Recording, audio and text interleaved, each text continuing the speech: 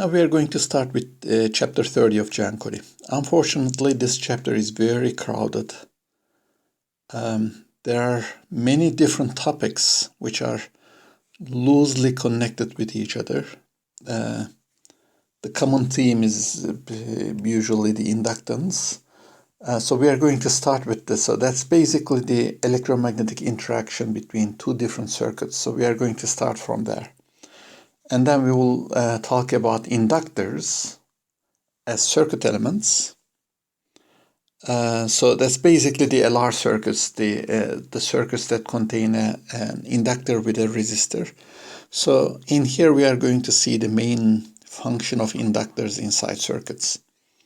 Then we are going to have an opportunity to talk about the energy, the magnetic energy. We are going to see that the magnetic fields also store energy, just like the electric fields. So as a result, that would be an important topic for us because that will enable us to describe the electromagnetic energy completely. And then we will talk about LC circuits. LC circuits are circuits where an inductor is connected in series with a capacitor. What's important about these circuits is that they display oscillations. Oscillations is a very important phenomenon in physics. We meet them everywhere. So this is the first example of an oscillation which is not mechanical, so it's just electromagnetic. So it's also a special kind of, you can think of it as a special kind of electromagnetic wave.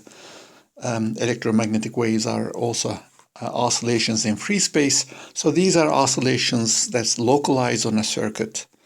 So in that respect, they are important. So there's also some kind of analogy with the oscillatory motion of a mechanical system as well. Finally, we are going to talk about alternating currents and AC circuits. This is a vast topic, actually.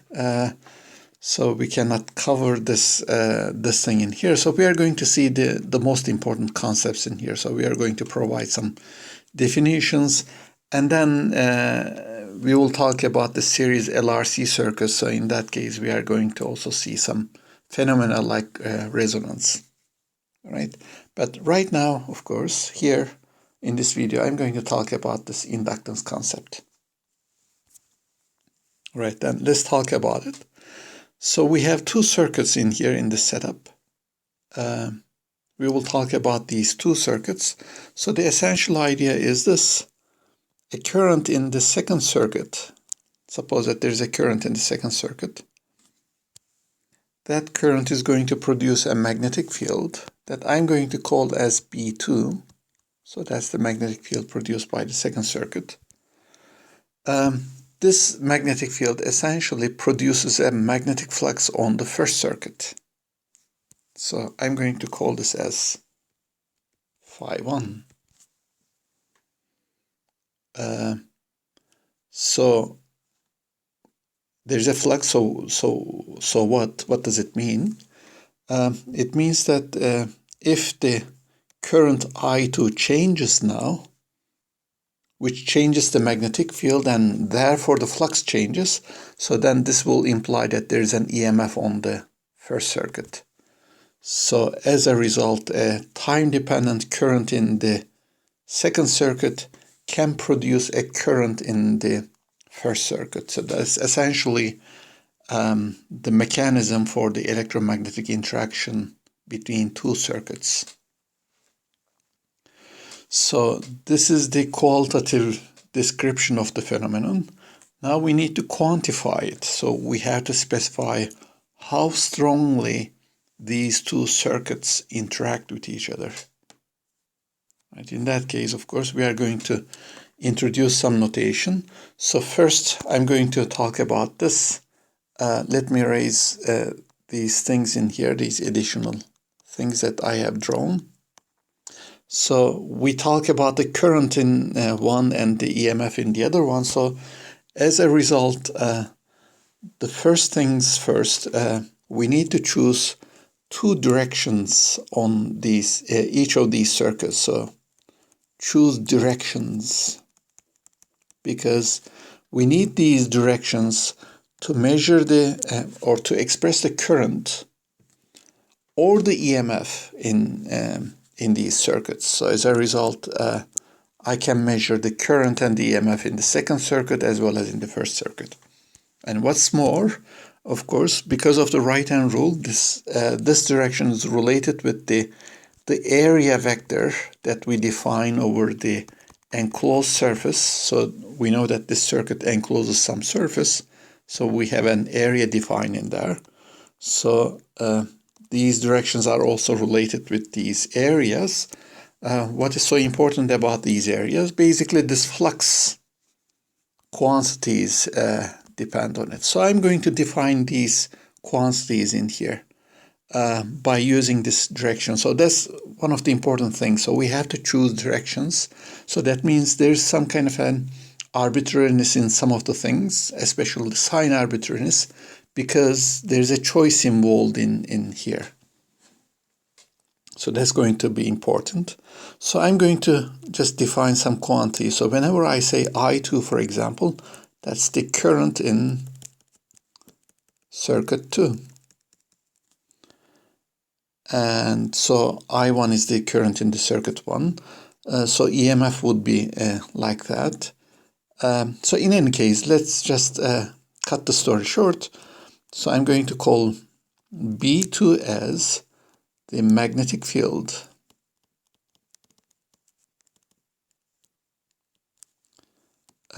produced by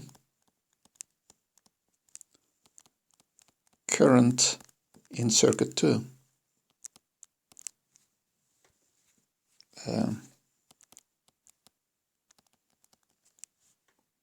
Right, so let me then, since there are too many quantities, I need to erase some of the things in here. So let's just forget about this areas, vectors, the fluxes and things like that. All right, so there's just the current on the second circuit, the figure that I have just drawn. So that produces a magnetic field in here, B2. So that's the magnetic field produced by the second circuit. So therefore, this quantity B2 is linearly proportional to the current, which means that if the current is 0, then the magnetic field is 0. And if the current is doubled, then the magnetic field is doubled. So it's linearly proportional to that current. All right, just keep in mind that, of course, the magnetic field itself might be different than this B2 in here. So in general, of course, it is possible that there is also a current in the circuit 1 as well, and that would also produce a magnetic field, and so it's possible that there are some external magnetic fields as well. So as a result, the magnetic field itself is always a total magnetic field. So it's just the magnetic field produced by the first circuit plus the magnetic field produced by the second one, and plus if there are some additional external magnetic fields like the Earth's magnetic field, then these will be present. Okay, but in here, of course, I'm just talking about the magnetic field produced by the second circuit. I'm not talking about the total magnetic field. We're talking about this one. So as a result, in principle, there might be some other magnetic fields, but we will just forget about them. And we will just compute the flux due to that magnetic field. So phi1 is the flux on the circuit 1. So phi1 is the flux on circuit 1. So this flux arises from all the magnetic fields. But I'm just going to write down the magnetic field due to flux due to the magnetic field produced by the second circuit. So if you want, you can also call this as phi1 too, but I don't want to make this thing complicated. So as a result, assume that there's just current I2. So only current is I2, right? Which means that only field is the magnetic field produced by this current. So in that case, the flux through the first circuit is an integral over the area enclosed by this first circuit of the magnetic field produced by the second circuit dotted with the area element of the first circuit, or something like that. So there's actually lots of geometrical quantities in here. So we cannot possibly compute these kind of integrals. There are only very few special cases that we can express them. What's important in here is that this is proportional to the second current. All right, so for this reason, we just express it by a constant of proportionality. So we just express it like that. So let me just erase everything in here, all the unnecessary things. Let me also just forget about this. So therefore, just keep this in mind. Flux in the first circuit is equal to some coefficient that I'm going to call M12 multiplied with I2.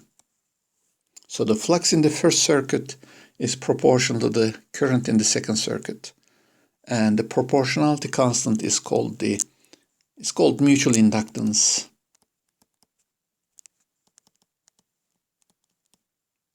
Inductance is the word to describe that property. So let's then talk about the units in here.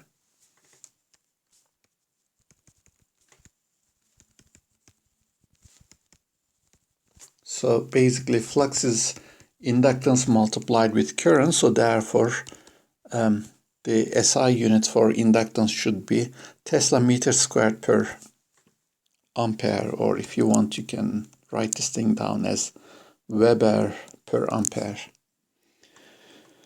But of course there are other ways that you can also express this unit, like for example joules per ampere squared and ohm second.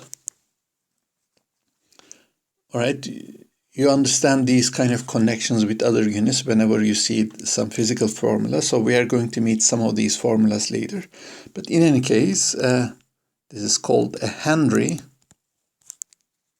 Since this is named after a person, the shortened form is written with a capital letter. So Henry is the unit of inductance. So then let's go back and then talk about this. So we are defining this coupling between these two circuits. So let's just say that this M12 can be positive or negative. That's important. So it's possible that the mutual inductance can be negative. So one example in here is this. So let me erase this part in here. So I have drawn this table-like boundaries in here, so you can think of this as a circuit on a table placed like that. In this situation, for example, if the current in the second circuit is positive along that direction, which means that the magnetic field produced by this circuit is going to have a direction like that. So as a result, that magnetic field will cross the area of the second circuit in a direction opposite to the direction that we have defined. So let's just draw one last time the area vector in here. So since I have chosen the direction on the first circuit as like that, in that case the area vector would be like this. This is A1. So you can see that the magnetic field is opposite to the area vector, so therefore the flux would be negative in that case. All right, so let me erase this again.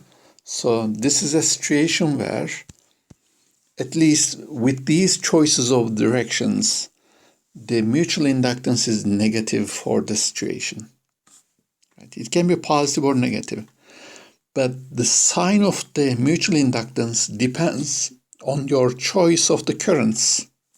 So that means, for example, if I change that direction in here, right, let me erase this and then choose the opposite direction, in which case the area vector would be pointing down like that. And so therefore, the flux would be positive in that case. So a positive current in here would produce a positive flux in there. So therefore, this choice is important. So basically, the choice of the directions on the circuits determine the sign of the mutual inductance. So that's why it is important. So I'm just going to say this. M12 changes sign if either the direction on circuit 1 or direction on circuit 2 is changed. So basically you can simply change the sign like that. So you can also do the same kind of a sign change in here by just changing this current direction, in which case, of course, both of these directions are altered. So that means that the mutual inductance changes sign twice. So again, it is negative. So that means, let's just say it like this. If in this picture, for example, I2 is positive, in which case we are going to have a magnetic field like that. This is B2 is like that. So this is going to have a negative flux in the first circuit. All right, just keep this in mind. Sign is basically related with your choice in here. Okay, so this tells us how a current in second circuit produces a flux in the first one. So in this way, the second circuit influences the first circuit. So we can also look at it in the other way around. The current in the first circuit may then influence the flux in the second circuit. So as a result, in that case, we just talk about a current in the first circuit. So just forget about all the other currents or external magnetic fields. So in that case, this is going to produce a magnetic field. Let me see, the direction of the magnetic field is like that now, B1. And so as a result, this magnetic field will basically produce a flux in the second circuit. So I'm going to write phi2 in here. So let me also forget about this phi1. Right. So phi2, therefore, the flux in the second circuit in that case, assuming that only the current I1 is present, is proportional to I1. So therefore, we just write down this relationship like that. This is M21 multiplied with I1. Okay, so as a result, there are these two coefficients actually. It's M12 and M21. So one represents or quantifies the influence of the second circuit over the first one. The other one quantifies the influence of the first circuit on the second one. So it appears that this can be shown mathematically, but this is too advanced for us. These two coefficients are indeed equal to each other. The only thing that I can do is to justify this for a specific problem. But apart from that, I cannot show it. I'm just going to state it like that. You can check that, at least for the signs, this is correct. So as a result, you can do the analysis for these two circuits, for example, and see that if whenever M12 is positive, the M21 is also positive. So as a result, this is one of the things that you can directly check. But as I said, I mean, we cannot prove it right now. So there are these situations where, let me just add a page in here. So suppose that we have a circuit now. So I'm going to draw the circuits with simple lines like that. So this is the second circuit. So this is the first circuit in here. So suppose that there's some kind of a mutual inductance. Right. So think about a process where you just rotate this. If you just flip it around, then you will see that especially if this is circular, for example, in that case, this M12 is going to change sign at some point, right? When you flip it, of course, M12 is going to change sign. So that means there is a particular orientation in here of this first circuit where the mutual inductance is equal to 0.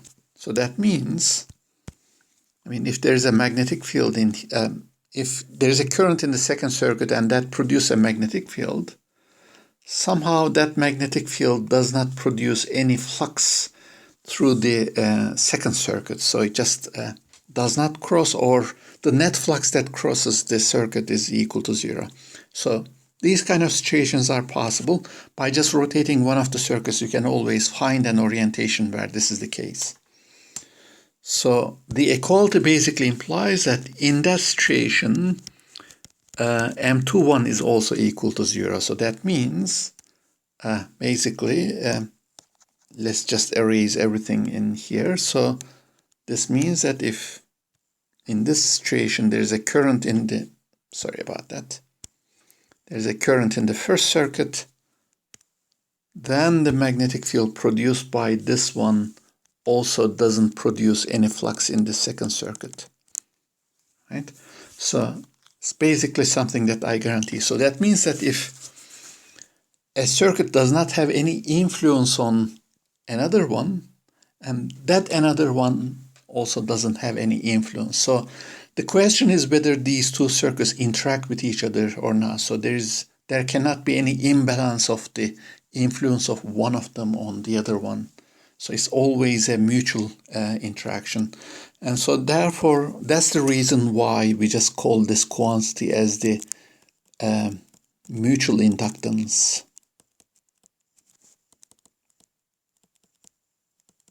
Right? So as a result, most of the time, we just talk about a single M value without specifying these subscripts.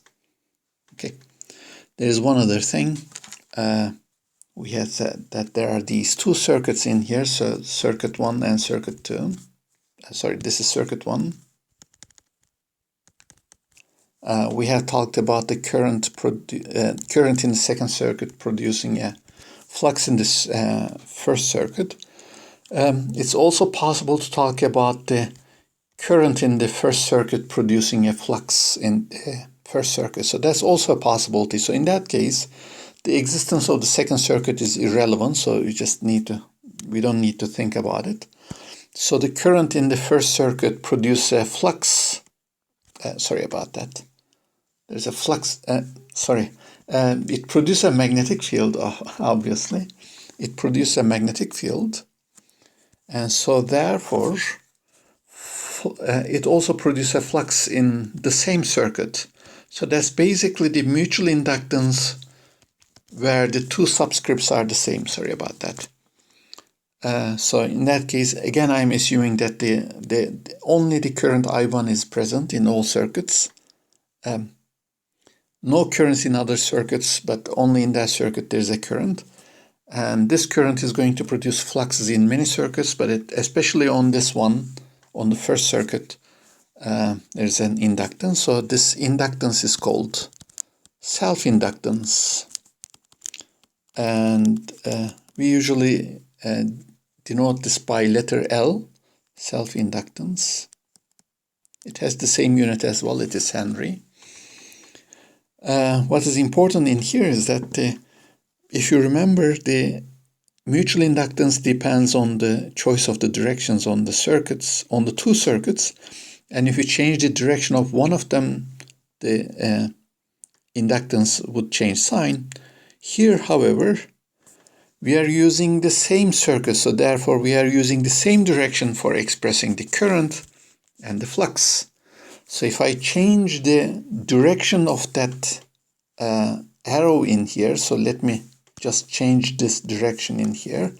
If I change this direction in here, in that case, the current is going to change sign and the flux is going to change sign because the direction for the area would also change. That means that the coefficient doesn't change sign. It's like a change of direction for two circuits at the same time, so that doesn't change the sign of the inductance. So therefore, self-inductance is always, it always has the same sign irrespective of what the direction that you choose in here. And this is always positive. You can easily check this by the magnetic field and the direction of the magnetic field produced by using Biot-Savart law, for example. Right? So therefore, L1 is always positive. So this doesn't depend on your choice of anything. I'm just going to say one more thing in here. So that's basically something that we are not going to do. So suppose, again, we have two circuits. I have said that suppose that the current is present in only one of them and there's no current in the other one. So what happens if there are currents in both of them? So in that case, of course, this is going to produce a magnetic field B2, and that's going to produce a magnetic field B1. In any case, both magnetic fields would be present, so the total magnetic field would be B1 plus B2. So therefore, the flux through any circuit would be just the flux due to all of them. So for example, the flux on the first circuit would be, first let me write it in the subscript form, is as a contribution coming from the current from the same circuit and current from the second circuit. You can think of it like that. So as a result, this is like basically L1 times I1 plus this mutual inductance times I2. So let me just write it down like that. So the flux in the first circuit can be written like that. And the flux in the second circuit, I can write it down like this. So therefore, this is phi 2. I'm just going to cut the story short. This is M21 I1 plus, let me write M22 I2. So therefore, I can write this thing down in the same way. This is M, this is L2. So therefore, this is Mi1 plus L2 I2. So as a result, to express the kind of interaction of two circuits, I need three coefficients. One of them is the self-inductance of the first circuit. Second one is the self-inductance of the second circuit, and the mutual inductance of these two circuits. Right? These are the things that I need. How do I use these fluxes? Well, we just use Faraday's law. So we just take the rate of change of the flux. Rate of change of the flux phi 1 is going to give me the EMF in the second and in the first circuit. So as a result, this is minus L1 times di1 over dt minus M di2 over dt. And of course, in here, I'm just looking at the possibility that the currents are changing. So that basically says that if the current in the second circuit changes, it produces an EMF in the first circuit. But also, if the current in the first circuit changes, it also produces an EMF in the same circuit. So that's essentially the self-inductance. So I can do the same thing for the second one. In any case, at this stage, of course, we don't need this, so we are just relating the flux to the currents.